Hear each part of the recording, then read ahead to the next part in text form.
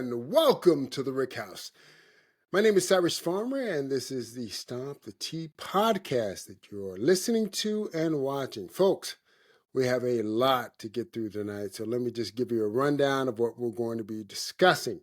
We're going to be talking about the NFL championship games on the NFC and AFC sides. We'll also do a recap of the divisional round playoffs that occurred last weekend. Going to be talking about a piece of equipment that I received, actually that I bought for my golf game. I'm hoping it will improve my golf game, as lousy as it is. And of course, the ever popular, what are you drinking tonight? But first, before we get started, I do want to go into a couple thoughts on the latest week of TGL, the Tiger Woods, Rory McIlroy sponsored golf league that has been airing on ESPN. Folks, I have to say, week 3 of the TGL, it featured the New York Golf Club. This time it consisted of Matthew Fitzpatrick, Ricky Fowler, and Cameron Young of Westchester County fame. And they were up against the Atlanta Drive Golf Club, which featured Justin Thomas, Billy Horschel, and Patrick Cantlay. Now, folks, I have to tell you, I've had some reservations about the TGL, but I do think conceptually it's a potentially fantastic product. But I will say this, the Atlanta Drive Golf Club team seemed to have the most personality of any of the teams that we've seen on the TGL aired on ESPN, which is a huge plus. I think Justin Thomas was great on the broadcast. Billy Horschel, I'm a Billy Horschel fan. I'm not sure how much personality he has, but he was all in on displaying whatever personality that he does have. And so I'm not against that. So that was a good thing. Patrick Cantlay is Patrick Cantlay. You can't, be yourself, Patrick. I don't want you to be anybody else. Look, I only saw the last 3 holes of this latest match, which occurred, which was basically the singles version, which was the first time I'd seen the singles out of all 3 rounds of this. So I have to say a couple things right off the top of the head. New York Golf Club, can you show up every once in a while? A little bit? Apparently, the New York Golf Club has lost something like, this is not an exact figure, but something like 22 of 29 holes they've played in the TGL. Not competitive. The score of this latest round was 4-0, which is notable for a couple of reasons. Number one, the Atlanta Golf Club won. Atlanta Drive Golf Club won, and they did not use the quote unquote hammer the entire match, which I think is maybe an interesting strategy moving forward. Who knows? I don't know. But maybe that's why the margin was what it was.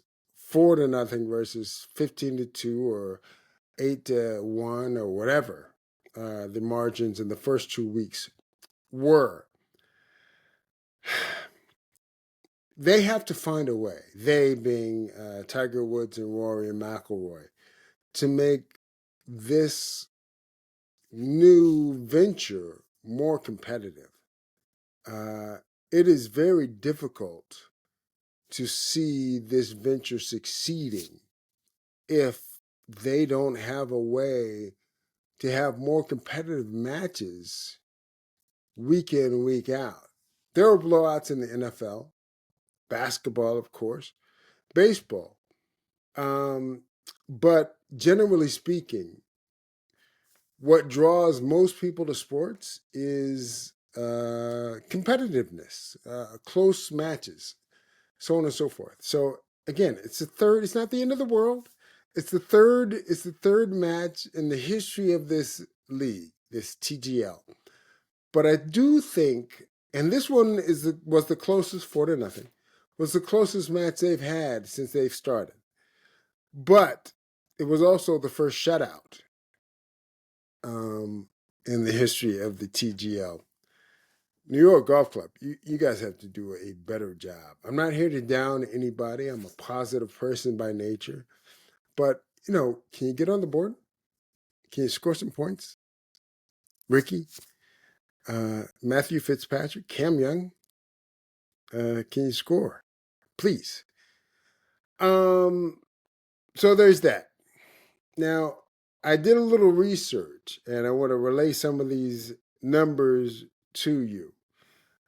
Apparently, the TGL on ESPN is carried exclusively by ESPN.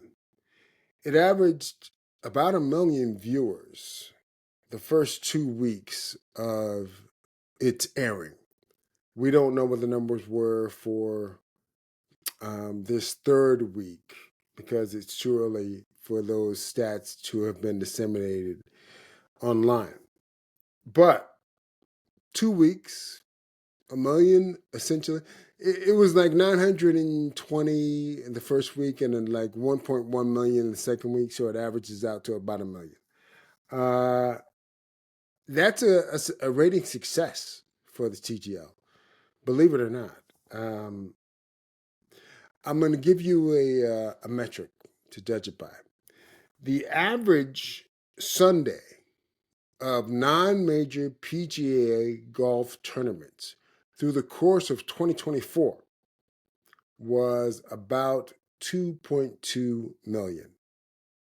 So, 1 million on a Tuesday night in early January, mid-January, that's a good number. It outdrew or equaled NBA basketball games on TNT as well as college basketball games on ESPN.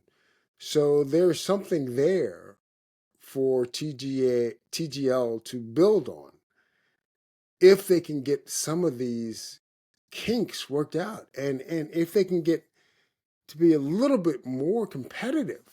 Again, blowouts aren't the end of the world. Shutouts aren't the end of the world.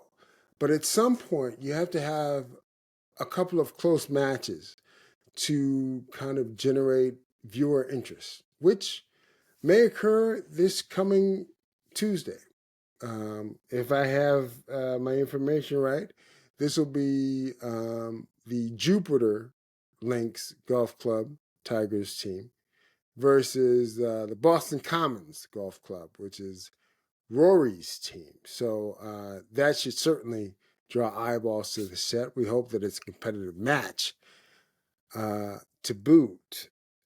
I have to be honest. I'd like to see a little less banter between Matt Berry, who's kind of the play-by-play host from ESPN, and the players. Just leave the mic open with the players and let us hear what they're saying. You don't have to prove to us that you can talk to the players as a host. I have the ability to ask them a question after they hit a bad shot or after they hit a great shot. You don't have to prove that to me. I know you have that capability, but it's not interesting to me as a viewer. I'd rather hear the players talk amongst themselves, to be perfectly honest. I mean, if you want to keep the interviews, that's fine. I'm not a huge Marty Smith fan. I think he's a little regional for my taste, even though he does college football and golf for the Golf Channel, the Golf Network, and all that stuff. I'm not sure that he's kind of the person you want doing interviews if you're trying to take a project global. David Faraday is probably like a better example of the kind of personality you would want if you're going to be doing interviews for members of the TGL in real time. But it is what it is. They have Marty Smith, and I have nothing against Marty Smith. Marty Smith is going to do what Marty Smith does. So, well, I don't know. I feel like at the end of the day, you're going to want to see these guys hit some shots under pressure. We know that there may or may not be issues with some of the calibrations on the simulator, which is fine. But you want to see a close match with both teams, A, on the board scoring-wise, and B, more importantly, having a chance to win in the last 3 or 4 holes, which we have yet to see with the TGL. So I'm hoping that will actually take place this coming Tuesday when Tiger meets Rory at the SoFi Arena in, I guess, West Palm Beach or wherever it takes place in Florida. Folks, I want to remind you always, don't forget to subscribe, don't forget to like, don't forget to tell your friends, tell your enemies about this wonderful podcast, Stomp the Tee. We have an audio version as well. Obviously, we are on Spotify. We are on Apple Podcasts. We also have our YouTube video version of the show. And also, you can check us on all the socials, X, TikTok, Instagram, Threads, the whole nine. So, spread the word. We will continue to bring you content each and every single week. Now, let's get into the show. Folks, before we get into the NFL championship weekend, I do want to talk about the divisional round that took place last weekend. Fun games, interesting games. I have to tell you, I really, really thought the weekend it had a lot to offer, right? There were expected wins, surprising upsets, tension-filled games, and disappointing results. Let's take the games in order. All right, Houston and Kansas City. I have to say, first and foremost, Kansas City doesn't get any more or less favorable calls from the referees than any other dynastic team that has competed in America for the last 100 years. I mean, they are on par, as far as I'm concerned, with Jordan's Bulls or Tom Brady's Patriots, Steph Curry's Warriors, Christian Laettner's Duke teams. I mean, if you are a good team, if you're a dynastic team, you are going to get calls. The problem is a great team, they don't need the help. So you'd rather see these teams, kind of win or lose by their own efforts. And in some ways, obviously, it would be more interesting if they were not getting help, these great teams. But Kansas City is no different than any other great dynastic team or ball club in the history of sports in the United States. They get a lot of calls. Now, a lot of those calls were bad calls. I mean, the couple roughing the passer calls on Mahomes against the Texans were bad calls. They were just bad calls. But I'm not going to yell and scream about that because that's happened forever in any number of different sports. The point is, the great teams, they don't need the help. So, could some of these calls that are bad have helped these great teams win their games or their championships or their playoff efforts? Of course, without question. That's why we want to see the bad calls eliminated.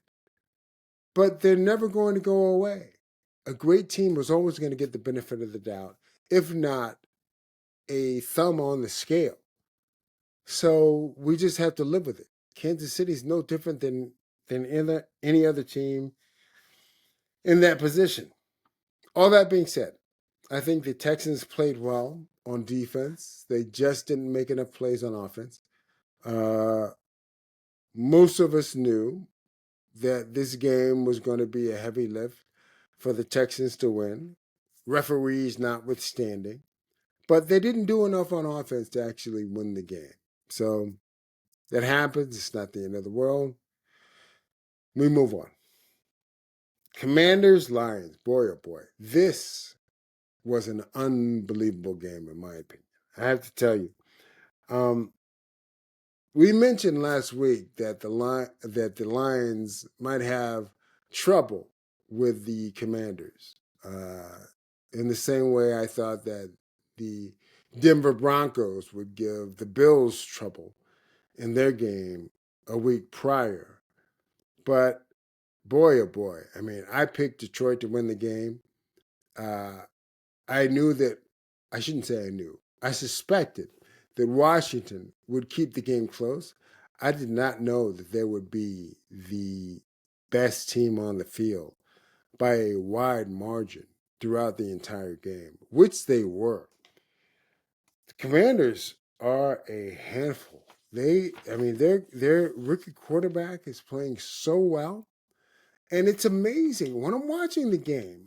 I see these guys, the Commanders. They seem to have as many weapons on offense as the Detroit Lions do, and they are a very dynamic team at the skill position level, from McLaurin to Ertz to Robinson to Eccles to, Brown. That's a team with some options, and that's a team with some weapons. They're only going to get better. It's amazing how much a quarterback, albeit the fact that he's a rookie, can make that much of a difference. Washington has some weapons on the offensive side of the ball. And that team and that rookie is only going to get better in years to come. So kudos to them. Congratulations to the Washington Commanders. They've done a great job. I wanted to mention something else also. Let's give a little love to Dan Quinn. Why do I say that? Dan Quinn wears his baseball cap backwards. And most people I know say that men or women of a certain age shouldn't wear quote unquote caps backwards. That's for younger people or for kids. But to his credit, Dan Quinn has decided he refuses to let society's expectations of what an older man, let's say, how he should comport himself or how he should present himself to the world. He wears his hat backwards because he likes to wear it backwards. And that is, to me, emblematic of the whole culture of the Commander football team and that change that has taken place this past season. I mean, there are expectations about what a young, quote unquote, team should consider success. And the Commanders are not playing ball with any of that. They're like, no, we're not trying to just make the playoffs. We're not trying to just win a game. We want to win the whole thing. Who knows if they will or not? Only time will tell. But they are not apologizing for being anywhere. They are actually trying to move forward. And I think Dan Quinn and the rest of the front office there deserves a lot of credit for that. So kudos to them. It was a great win. Congratulations. Washington completely went for it. that entire game against Detroit, and they were rewarded with a spot in the NFC Championship game. Unbelievable, but kudos to them. Well done. Now, I'm not going to spend a whole lot of time beating up on the Detroit Lions for their performance last weekend. Look, in some ways, it kind of felt like the injuries finally caught up to Detroit. Anyone can lose a game. Anyone can fall flat. Anyone can have a bad week. So that happens from time to time. It's when it happens that matters most. I have to say, I think someone was talking about, I don't know if it was on Sirius XM. Maybe it was, who was it? Peter Schrager? Maybe it was Schrager talking on Mad Dog Unleashed, talking about how the Week 18 game with the Vikings took a lot out of both the Lions and the Vikings. Maybe, maybe not. Who knows? I just know that Washington showed up and they looked ready to go and they looked awesome. I tend to think that Detroit had fewer bodies to play with because of all the injuries they've sustained, particularly on defense, throughout the second half of the season. So there's no shame in that. That's not the end of the world. The Lions, they made too many mistakes on both sides of the ball. Obviously, we know what happened on offense. You can't have that many turnovers and expect to win a playoff game. On defense, there were mental mistakes, there were physical mistakes, there were missed assignments. They just didn't play well. So sometimes it goes that way. All you can do is pick yourself up and try it again next season. Unfortunately for the Lions. Now, Goff played well, Jared Goff. He played well for most of the season, but he did not play well when his team needed him most last weekend. It was one of his worst games of the year. It wasn't his worst game of the year, but one of his worst games of the year. Just bad timing on that. Now, as I like to say again, it's not the end of the world, but, sometimes you just have to believe in the body of the work that Jared Goff presented during the course of the season and move forward from there. Like I say, anyone can have a bad week or a bad game. Doesn't mean that he's a bad player, necessarily.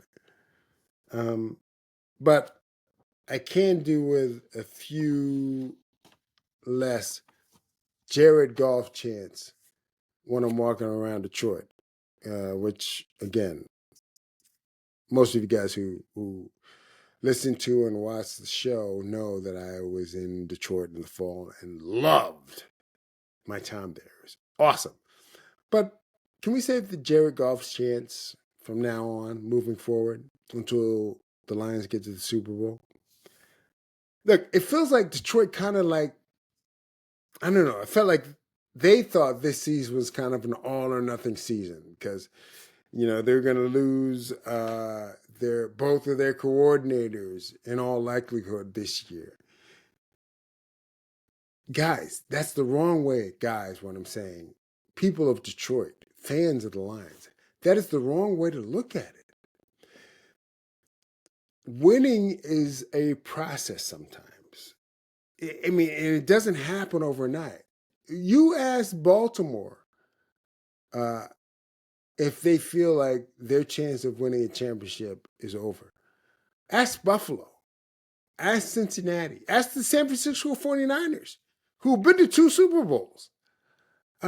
Winning doesn't necessarily happen overnight as much as you want it to and as talented as you may be. So don't worry about this year and the performance that happened in the playoffs. It's over. This season is over for the Lions. Focus on next year. Teddy Bruschi, I believe, said that windows in the NFL can close quickly. And that is true. But that's not always the case. again, Baltimore, Buffalo, San Francisco, Cincinnati. I don't think anyone thinks any of those 4 teams can never win a championship. You just have to be patient. You got to, deal with what comes your way. I mean, I know you lost both of your coordinators, Detroit, but guess what? So did the Philadelphia Eagles 2 years ago. And the Eagles are on the precipice of going to another Super Bowl if they win this coming Sunday. So it's not necessarily a death sentence. Keep your head up. Shake it off. It wasn't fun. No one likes losing. But Detroit, it's not the end of the world. This might have been one of the stepping stones that you needed to achieve your ultimate goal, which is getting to and winning the Super Bowl. It just didn't happen this year. So, you got to take the bitter with the sweet. Next game, Rams-Eagles. Boy, oh boy, was this a tension-filled game, in my opinion. Look, the Rams played great. I thought the snow was going to be fluffier. I thought it was going to play even more of a factor than it did. And the only reason I say I thought it was going to play more of a factor because the Rams threw the ball, I think, as well in the snow as they did before the snow arrived. And it was kind of a wet snow. It wasn't like a fluffy, flaked snow. It was more hail mixed with a small snowflake snow. Kind of sloppy, not necessarily light, definitely on the heavier side. The conditions, especially with the cold, were not fun to play in. I got to tell you, I shoveled my driveway several times. I shoveled the driveway before the game, at halftime, after the game, and at halftime, Baltimore Bills, just to kind of keep up with the accumulation that was occurring. So, I mean, it could not have been fun to be out there on that field. Now, the Rams defense, they're young. They were very, very dynamic, and they have a bright future. They're only going to get better. The Rams offense, a little long in the tooth, but especially Stafford and Cooper Kupp. But, and who knows if either of those guys are going to be back. But Puka Nacua is the real deal. He's legit. And so is Kyron Williams. I like Kyron Williams a lot. If he can ever hang on to the ball, he only seems to fumble against the Eagles. Who knows if that's going to be a problem moving forward or not. I will say this. The Rams, they can feel good about what they did. But this whole narrative about the Eagles kind of being lucky or not being as dominant as they should have been, to me, is just it's completely a false narrative. Look, the Eagles did what they did. They won the game. Saquon Barkley was and continues to be tremendous. The Eagles don't need to be, quote unquote, dominant to get to the Super Bowl. Bo Wolf, who is he's a writer and he has a podcast on the PHLY podcast on that network. He mentioned that if Saquon had stayed with the Giants, we probably would have never known the level of greatness that he had within him as a football player. And I think that's largely true. I mean, we saw part of that his rookie year as a Giant, but that could have been a one-off. It is amazing to watch Saquon in full bloom, as they say. He has been a joy to watch and a real difference maker. And it just goes to show you, Bo Wolf made a great point. It just goes to show you that fit and environment matter, regardless of the industry, whether it's football or law or medicine. I mean, you could be a fantastic visionary architect, but if you're with the wrong firm, the world may never know how talented you are. And I think we're seeing that with Saquon Barkley joining the Eagles. So kudos to Bo Wolf. Excellent point. I completely agree wholeheartedly. Now, Jalen Carter, of course, and that Eagle defense have been stalwarts, and they have continued to get the job done. Excuse me. I hope Quinion Mitchell is healthy for the game against Washington coming up. I think we need him. I'm not a huge Isaiah Rodgers fan, as much as he's really kind of been pressed into duty here and there. I would rather see, obviously, Quinion Mitchell out there, the rookie. So we talked a little bit about the Eagles and them not being quote unquote dominant, or whether or not they were lucky to win the game. Look, I could care less whether or not Jalen Hurts passes for 300 yards in a playoff game. All I want him to do is win the game. That's really all that matters as far as I'm concerned. I mean, whether or not the Eagles are dominant, who cares? I mean, that's not the point. I want you to think about a couple of teams in history, right? Think about the greatest show on turf. Remember the then St. Louis Rams, Marshall Faulk, Kurt Warner, obviously, Isaac Bruce, the whole nine. They were game wreckers that entire season.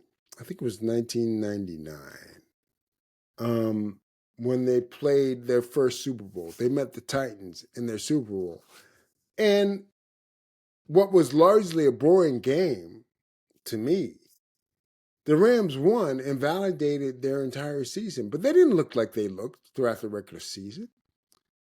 They were in a close game in that Super Bowl, and they won it. I'll give you another example. Kansas City Chiefs. Do you remember the Chiefs, their first season with Patrick Mahomes being the quarterback when they went on their Super Bowl run to play the 49ers? They were a big play waiting to happen every single week. And what happened? They were down, I believe, in the fourth quarter to Jimmy G and the 49ers, but ended up making a couple plays late to win that Super Bowl. So to me, it doesn't matter how you look when you win the game, as long as you win the game. And that's what Jalen Hurts and the Philadelphia Eagles have done this whole playoff season. So I'm not worried about that. The Eagles will continue to be a tough out. The final game of the divisional round playoffs was Ravens-Bills. Now, folks, I have to tell you, it was an interesting game, but it wasn't quite as compelling as I thought it would be. That's largely because of the mistakes that Baltimore made, especially in the first half, but definitely throughout the entire game. The Bills did everything they needed to do to win the game. Allen played great. Josh Allen, he played very well, even though his numbers didn't reflect it. He did everything they needed to do. He made every play they needed him to make when they needed him to make it. So kudos to him and kudos to them. But that being said, as well as Buffalo played, quote unquote, they were still a Mark Andrews catch away from going to overtime in that game. Now, let's talk about the elephant in the room, Lamar Jackson. Look, The weird thing about Lamar is that he wasn't the reason the Ravens lost that game. I mean, there were drops in the game. There was Mark Andrews in the game. There were coaching decisions in the game. All of that contributed to Baltimore losing that game. But the strange thing is, in my opinion, Lamar might have been the reason the Ravens didn't win the game, which is strange. He wasn't responsible for them losing the game, but he might have been responsible for them not winning the game because of the 2 turnovers he had in the first half. Now, Lamar put his team in a position to win the game, obviously, but his early miscues, I think, prevented the Ravens from getting into a rhythm offensively. And you could see when the Ravens were kind of clicking on and off, sputteringly throughout the entire game, they were a handful. I mean, they were, in my opinion, the better team versus Buffalo, but they didn't play like the better team. Buffalo played really, really well and deserved to win, to be fair. But it was strange. In some ways, Lamar's performance kind of reminded me a little bit of Jalen Hurts' Super Bowl performance a couple of years ago, where Jalen, he played great in the game.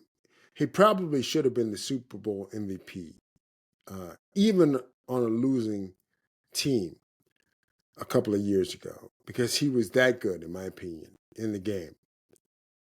But he did have the fumble that was returned for a touchdown by Kansas City in the first half. And you can say, yeah, it was the first half. It's not the end of the world, da, da, da, da, da, da. But look, if Jalen doesn't fumble that ball, and more importantly, if it's not returned for a touchdown, the Eagles probably win that Super Bowl. My opinion, take it for what it's worth, but I think they probably win that Super Bowl. So, as good as Jalen was in the game, that one play really hampered the Eagles' ability subsequently. We didn't know what was going to happen after that. But subsequently, looking back, it hampered the Eagles' ability to win that Super Bowl. I think the same thing actually occurred with Lamar. So there's nothing you can really do about that other than, like Detroit, dust yourself off, pick yourself up, and try all over again. Okay, let's talk about the championship games in the NFL coming up this weekend. The AFC and NFC championship games. We will take them in order. The Commanders and Eagles. Jaden Daniels has been tremendous, and I think he's been great. But I think the Eagles will win the game. You have to understand a couple things, folks. The problem with Jalen Hurts, we hear about all these issues with the passing. The problem with Jalen Hurts is that he's never going to be as consistent as you want him to be. But we all know that he has the ability to have a great game. He's a gamer. I mean, we've seen him perform. We being Philadelphia Eagles fans, we've seen him perform on more than one occasion. Unfortunately, it hasn't happened week in and week out. But that is what it is. It's very strange. But if Kellen Moore ends up getting a job, a head coaching job, and leaves the Eagles, you are going to be faced with the reality that Jalen Hurts, a quarterback who has been to the playoffs for the last 4 years, will have had 5 different offensive coordinators in his 6-year career. Now, folks, I want you to think about that for a second, all right? Jalen, as offensive coordinator, since he's been an NFL player, has had Doug Peterson. Doug Peterson was the head coach. He wasn't the offensive coordinator, but it was his offense that was run when Jalen was drafted. Shane Steichen, Brian Johnson, Kellen Moore, and if Kellen Moore takes a job, if he actually gets offered a job and becomes a head coach in the NFL, we will be talking about the 5th offensive coordinator in 6 years for Jalen Hurts. Folks, that is a lot to overcome. I mean, this is a guy, Jalen Hurts, who has not had the same offense more than 2 years in a row.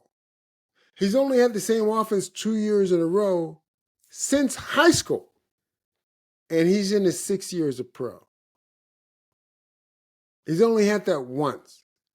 And that was his second and third year, his first and second year as a starter with Shane Steichen. And all he did was take the Philadelphia Eagles to the Super Bowl his second year in the same offense.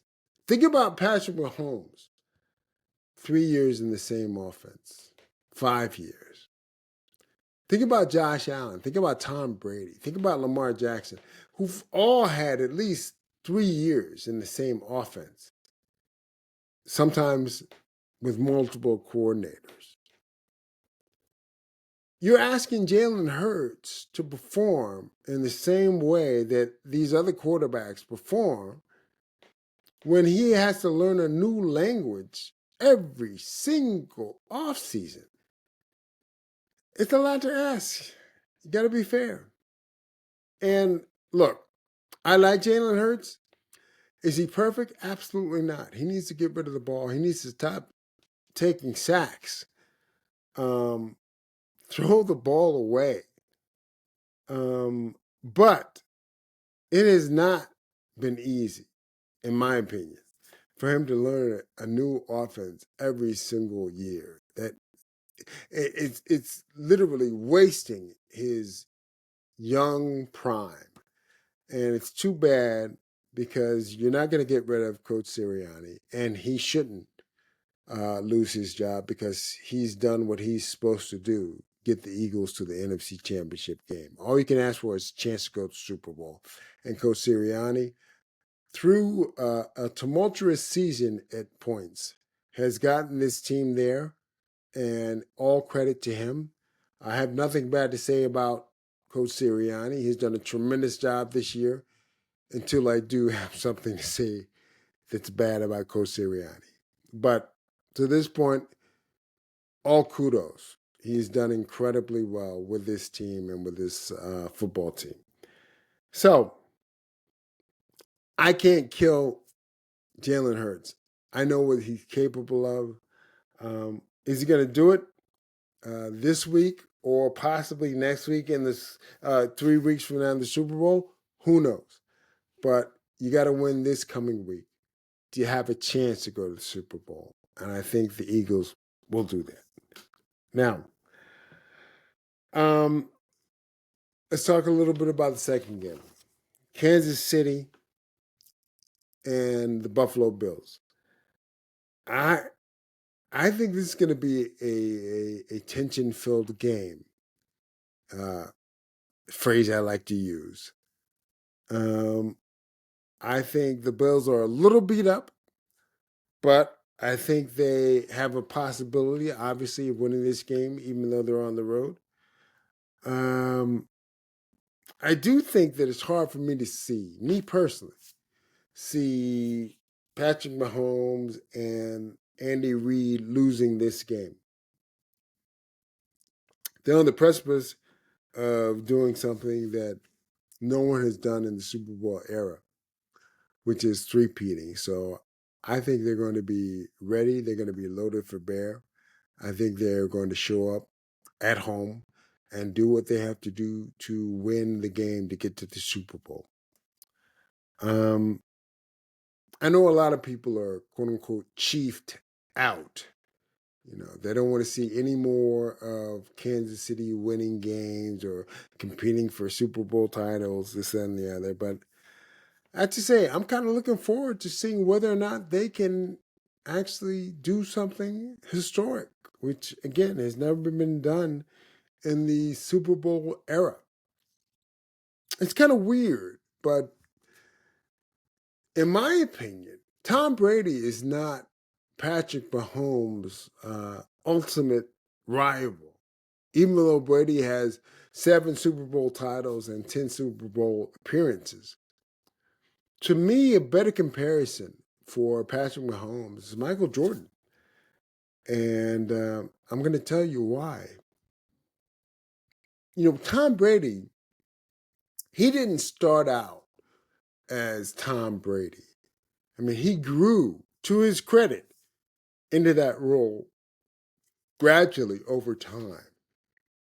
But when he first started playing in the NFL, Tom Brady was just another player. He wasn't the Tom Brady he became. Now, Patrick Mahomes, he kind of hit the ground running. As soon as they let him start in Kansas City, which was the end of his rookie year, he was Patrick Mahomes and never looked back. Much like Jordan. Jordan obviously started from day one with the Bulls, but Patrick Mahomes has always been like he was more like Peyton Manning than he was Tom Brady.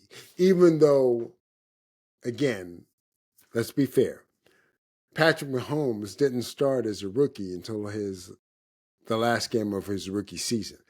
Peyton Manning started the very first game of his rookie season and never looked back. So, I mean, we got to be fair. But Patrick Mahomes put up tremendous numbers, played incredibly well from the time he started starting for Kansas City. And if he can find a way to three-peat, I think that puts him on an equal footing with Tom Brady, even though Brady has more Super Bowl wins. Because Mahomes, I think, is 29. He has several years left to do whatever he is going to do. So it's a very, very, very important set of games coming up this weekend. I think we're going to see a repeat of 2 years ago. I think we're going to see a rematch of Eagles Chiefs in the Super Bowl. And I'll tell you what I think about who's going to win the game if that happens. But let's let them play the game first. All right, so a couple of quick things that I want to do. I got a piece of equipment for my golf game, which I think is going to help. I'm going to show it to you. Those of you watching on YouTube and other socials can see, but I will obviously tell you for those of you listening on Spotify and Apple. I picked up the Nikon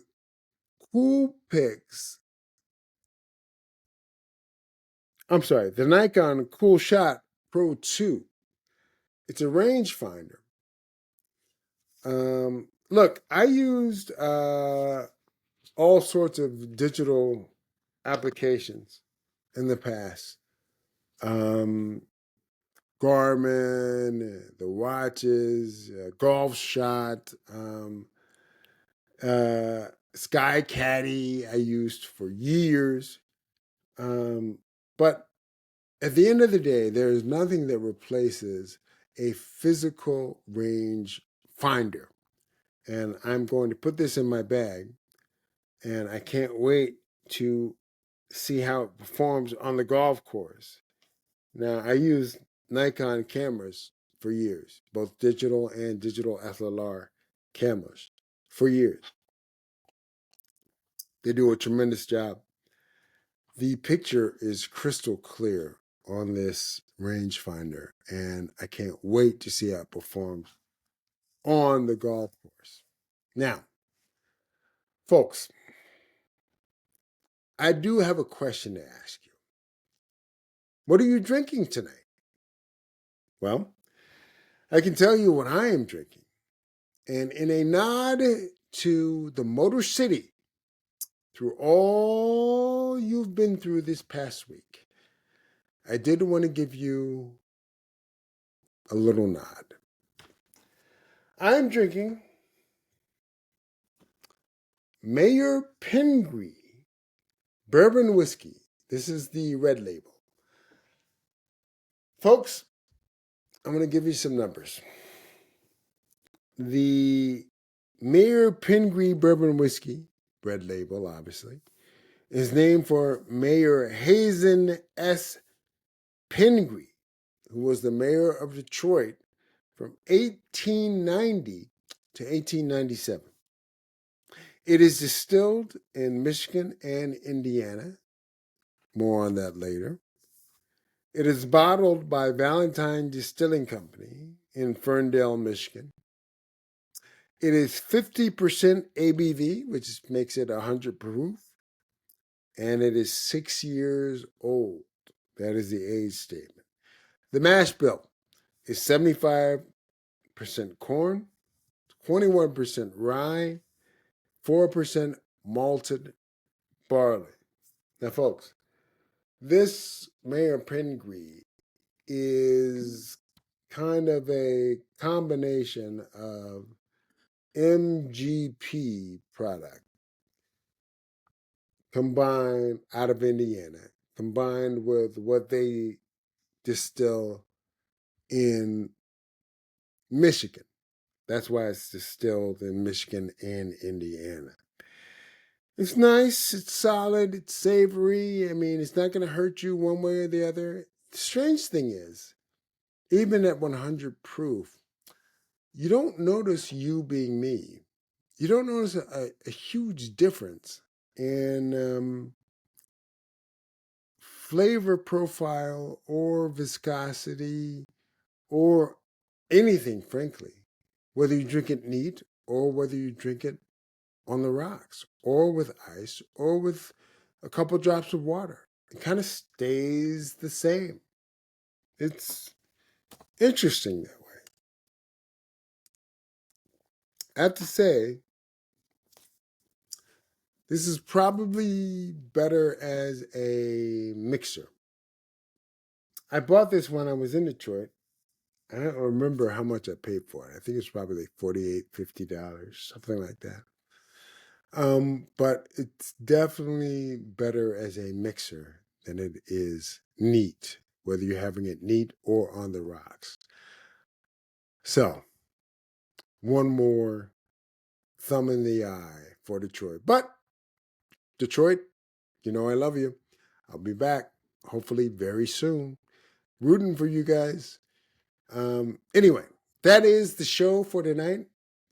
Again, don't forget to like, subscribe, tell your friends, tell your enemies. We're here to provide you content whenever and wherever you may be looking for it. We're going to have another exciting show for you next week.